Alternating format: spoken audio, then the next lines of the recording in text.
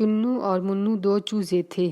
ایک مرغی ہوتی ہے، اس کے انڈے ہوتے ہیں۔ مرغی کے انڈوں سے کچھ دنوں کے بعد بچے نکل آتے ہیں۔ مرغی ان سب بچوں کے نام رکھتی ہے۔ ان میں سے دو چوزوں کے نام ہوتے ہیں چنو اور منو۔ چنو اور منو بہت ہی شرارتی ہوتے ہیں۔ چنو اور منو سب کو بہت تنگ کرتے ہیں۔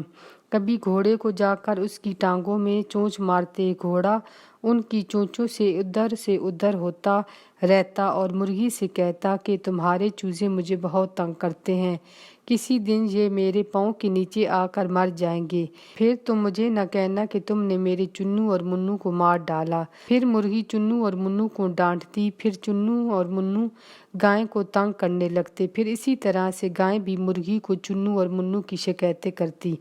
اسی طرح سے چنو اور منو ہر روز کسی نہ کسی جانور کو تنگ کرتے اور وہ جانور مرغی کو چنو اور منو کی شکایتیں کرتے۔ مرغی ہر روز چنو اور منو کو ڈانٹتی اور سمجھاتی، لیکن پھر بھی چنو اور منو ہر روز اسی طرح سے کسی نہ کسی کو تنگ کرتے رہتے۔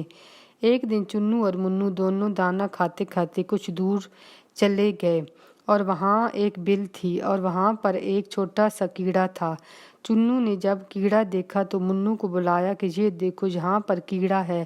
پھر چنو کیڑے کو پکڑ کر باہر کو کھینچتا ہے، پھر منو کو کہتا ہے کہ یہ تو بہت ہی زیادہ وزنی ہے، اور دونوں مل کر زور لگاتے ہیں۔ پھر چنو اور منو دونوں مل کر کیڑے کو باہر نکالتے ہیں اور جب دیکھتے ہیں کہ یہ تو ایک بہت بڑا چوہا ہے، پھر دونوں مل کر چوہے سے ڈر کر بھاگ جاتے ہیں۔